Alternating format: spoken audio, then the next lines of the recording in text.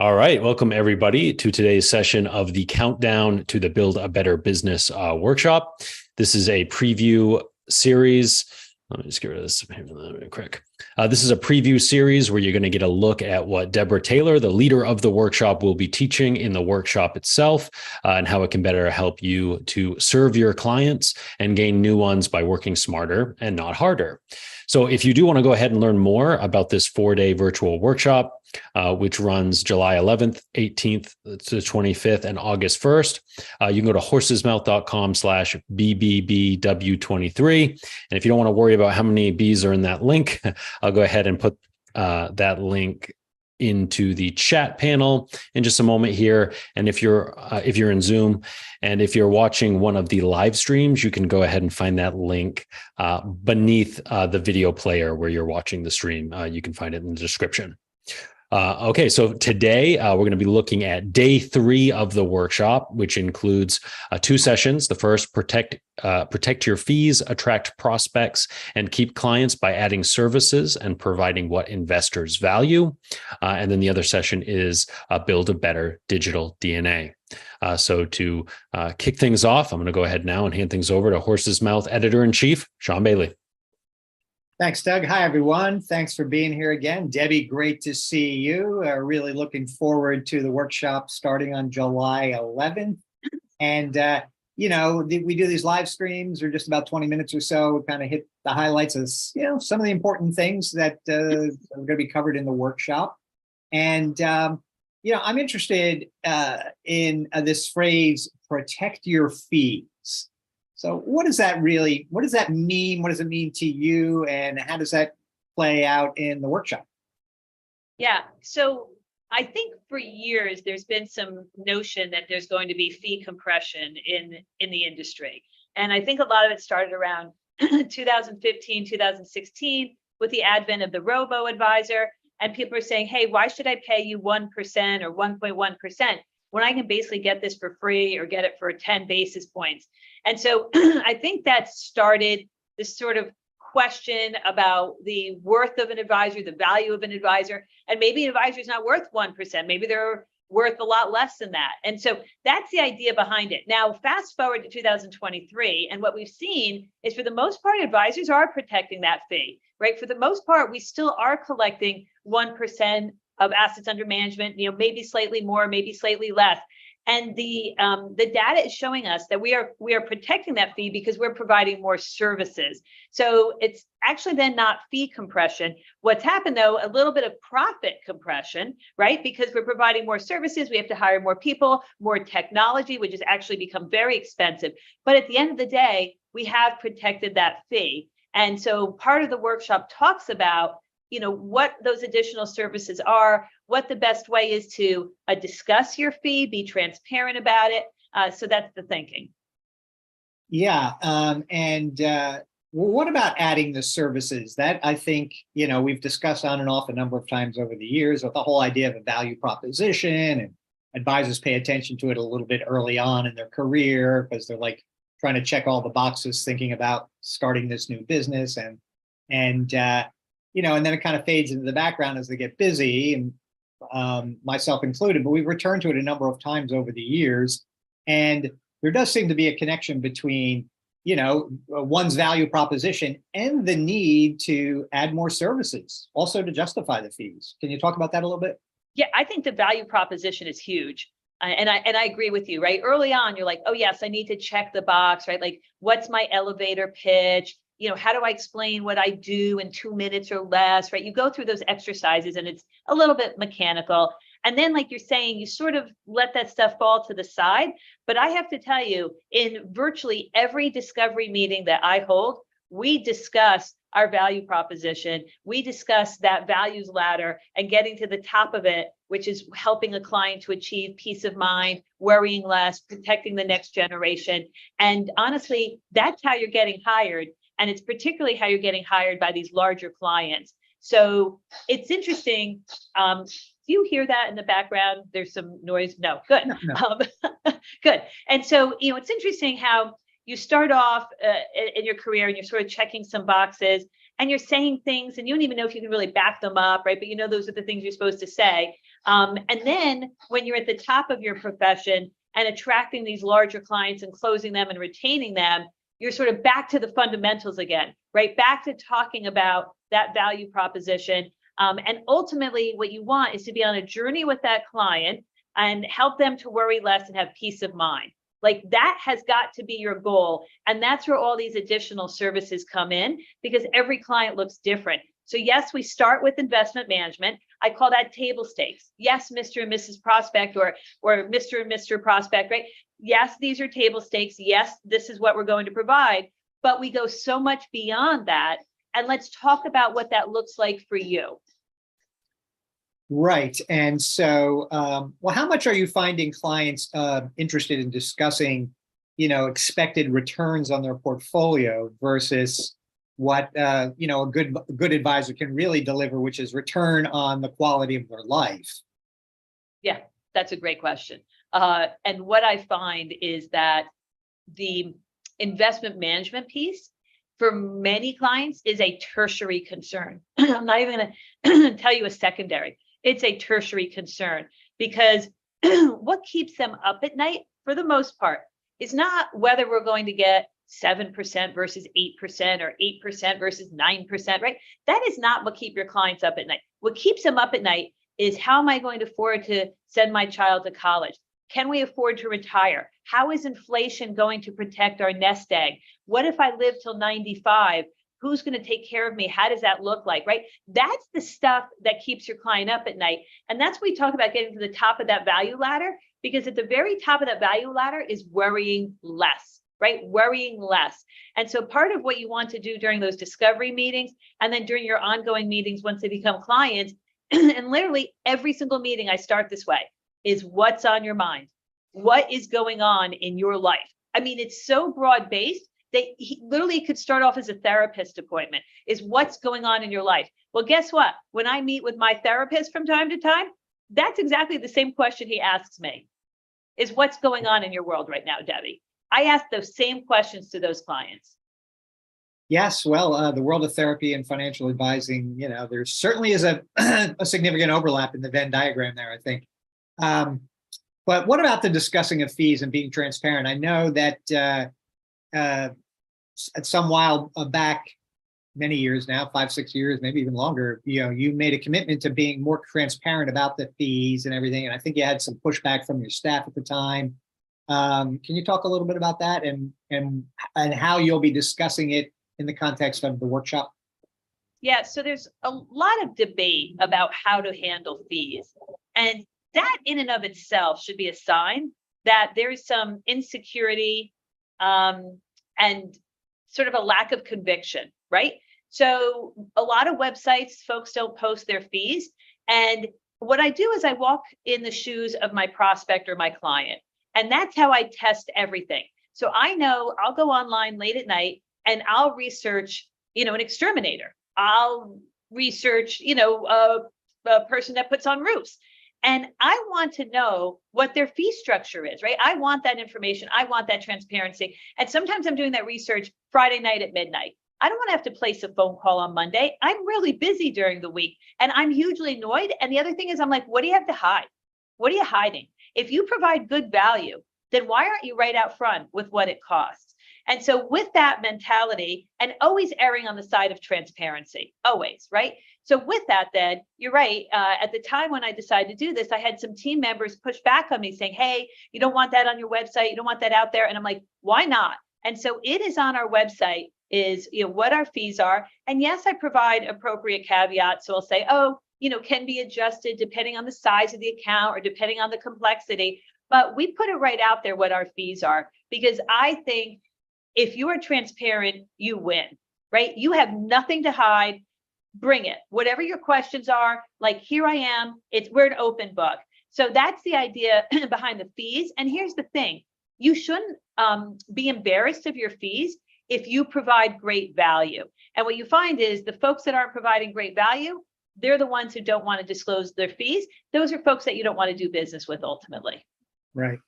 So one of the things that you discuss in this portion of the workshop is expanding your services, right? So this is a back to the value proposition. We talk a lot about tax, and so we won't talk about tax this time. What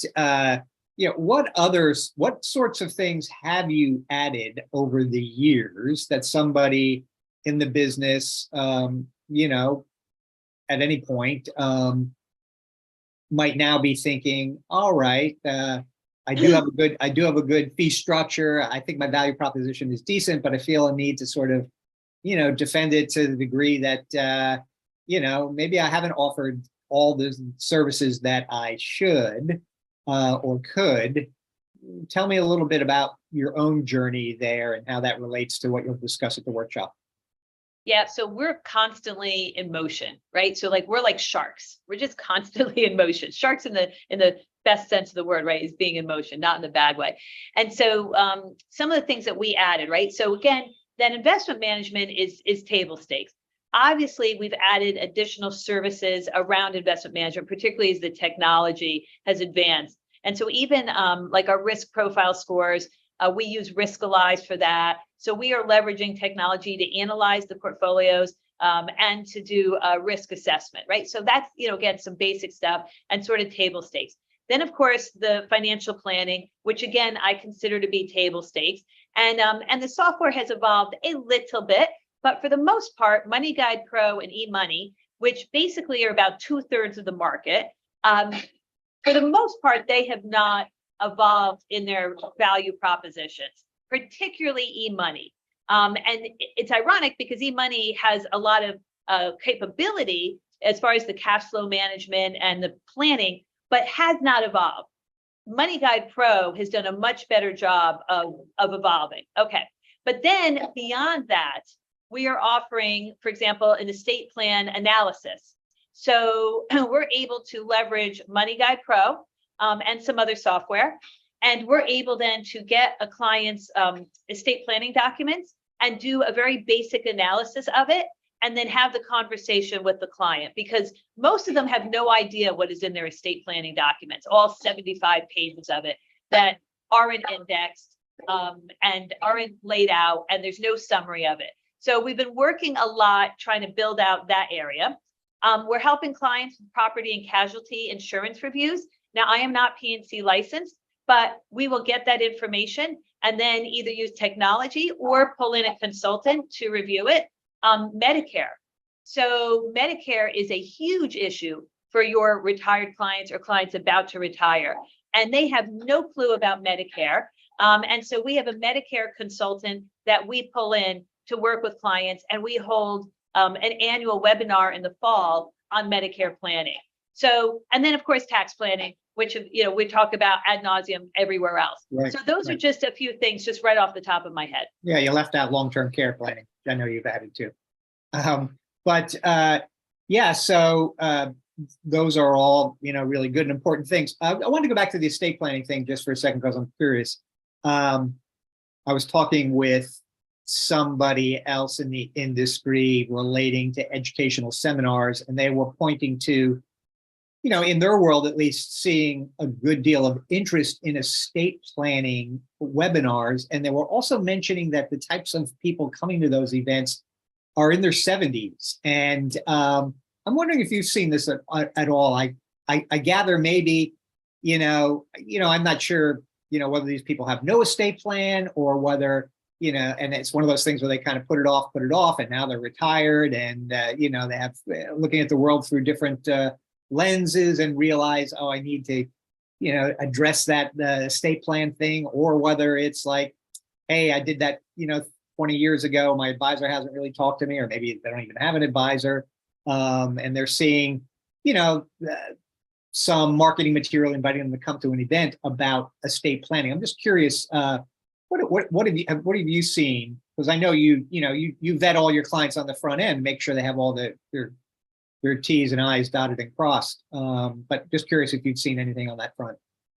Yeah, I think it's a combination of things. First of all, nobody wants to deal with estate planning. It's painful. It reveals all kinds of disagreements between couples and sort of sore spots in the family structure. right? Yeah. So nobody wants to deal with the estate planning. So we have someone coming to us now, a brand new client worth like $15 million, and her estate plan is over 20 years old. Like, and by the way, this client worked on Wall Street. Like, you are smart, you are savvy, and your estate plan is 20 years old. And so I think it's a combination of things. People potentially procrastinate. There'll be sometimes one or two decisions in connection with the estate plan, and that will hold up everything. Like, everything's resolved. We just don't know who the guardian of the kids should be, or we just don't know who that trustee should be. And then everything just comes to a standstill, sometimes for years. So you've got to ask these questions and sort of force the issue, and help troubleshoot with the clients. The other thing is, a lot of times people don't know what they don't know. So then they'll create rules or create complexity where none has to be there. And so that's where you can come in as the trusted advisor to be like, oh, you can do it this way, or you can do it that way. So we see it for a lot of reasons, but at the end of the day, a lot of procrastination on the estate planning. The other thing is, people get caught on how to approach it. Like, I want to treat my children equally, or I don't want to treat my children equally, but like the mechanics of it is like, how do I do that? And so you, as an experienced person in this area, would be like, oh yes, well, you can take this IRA and do it this way. You know, there's a lot of options there. So that's what we see. Yeah. Okay, good. All right. Well, let's, in our remaining time, kind of transition over to the second portion of our review of your upcoming workshop series. And it's a reminder to everybody also, this is a four-part workshop over 4 weeks instead of 4 days. Gives you a chance to look at what Debbie's doing and bring your staff in for some conversations, and then come back to the next session, you know, primed with possibly some questions, some follow-up points. But anyway, and so it'll be starting July 11th and run for 4 weeks through July. So building a better digital DNA, you'll be covering this. I believe we're talking about day 3 here. So yeah, technology and client management tools. What's going on with that? What are you talking about? Yeah, it's amazing that I would sit here and be a technology champion, right, Sean? I mean, you and I have been together for 25 years, and whoever thought that I'd be beating this technology drum? But I would tell you, the last 5 years or so has been absolutely critical in the evolution of our business and what we're able to do with clients with the help of technology. And so we spend almost an entire session on leveraging technology. And even within Taylor Financial Group, we probably use 15 to 20 different types of niche technology to help us deliver the services to these clients. And so we go into the tech stack, and you know, how to leverage that tech stack. Right. Tell us a little bit about the client management tools that you've used or that you'll be discussing as it relates to, tell us a little bit, what are some of the tools beyond Holistiplan? But beyond, I'm sorry, beyond what? Beyond Holistiplan. I wasn't even going to start with Holistiplan. So yeah, I mean, so first of all, everyone needs a contact management system. And I say that, and of course you roll your eyes, but you see the data, and there's still a fair number of people out there that don't have a robust contact management system, right? And that would be Salesforce, Redtail, or whatever. So that's got to be the backbone of your practice. And so we do talk a little bit about that, and also then the types of reports that we get out of our contact management system that help us to track prospects, close business, track open activities, things like that. And of course, depending on your contact management system, you would have your version of those reports. So we start always, with that sort of foundation. We talk about the financial planning software, and we talk about eMoney and Money Guide Pro, which again is 2/3 of market share. So most of the people, there's some folks that use Right Capital. We talk about that a little bit. So then we talk about leveraging your financial planning software as best as you can, and how we use it, and give you some examples. And of course, there's plenty of dialogue among the group, because we don't have every idea. So some folks will share what they're doing on the chat, or we go off of chat quite a bit and literally have a discussion among the group, which is a lot of fun. So that's another part of it. And then we do get into those additional services that we're providing and the software that we're able to use. So that would include Holistiplan, but it also includes Income Solver, FP Alpha, we talk about vanilla, like all those other softwares that are rolling around out there that Yeah. people might have read about, but they don't really know how to use them. A Covism we talk about. And so we address all those other softwares and how they fit into our tech, Riskalyze, how they fit into the tech stack. Yeah, right. And what about the social media piece? I think a lot of advisors have been, the message, people have been, pounding the table. Oh, everybody needs to be social media, social media, social media. So I don't know where you come down on that. I see you're a little active on it, but yeah, tell us a little bit about why and what you'll be discussing there. Yeah, so I think as with all these things, there's no one size fits all. The way you said it is entirely accurate. I am a little active on it. I think part of it is how you're building your business as far as communicating with your clients and your outreach to prospects. And for some people, social media is a big part of that plan. And so if it is, we do talk about then how you should be approaching social media. We talk about some efficiencies like Hootsuite and some of those other tools that help you to schedule the posts and creating a social media calendar. So we do talk about that a little bit. I think the key with social media, and a marketing expert talked to me about this because I was discussing it with the marketing expert a couple months ago, and I'm like, look, I don't really love social media. I don't get a lot of my prospects from social media. So like, what should I really be doing here? And it was a great reply because the marketing expert said to me, you just need to be authentic. And I was like, yeah, I need to be authentic. So what we do on social media is authentic. And so, for example, we have a list of the different days that we are going to address on social media, like, ice cream day or hot dog day, right? And just something fun, right? Because, you want your personality to come through. So my marketing assistant, actually it was last week, came to me and it was National Widows Day. Okay, that was on the list, National Widows Day. And I said, no. I said, I'm not going to post on National Widows Day because that's depressing and that's not authentic for me. And so we crossed that one off the list. And so I think the idea with social media is you want to be authentic. And if you feel comfortable being on social media all the time and talking about the markets and talking about your vacation or your children or your pets, like, good for you, then we talk about that. But if you are maybe a little bit more reserved, a little bit more private like me, or quite honestly, if it just doesn't fit in with your marketing or business plan, that's okay too, as long as you have a marketing and business plan where you're able to pull in prospects and communicate with them and communicate with your clients, in some format. And we talk about, because there are so many ways to skin the cat, it doesn't just have to be social media. It can be newsletters, it can be monthly updates, it can be client events. So we talk about all those things, webinars, etc. Okay. Well, thanks so much, Debbie. We're done with our live stream for today. Just to remind everybody, the workshop is July 11th, 18th, 25th, and August 1st.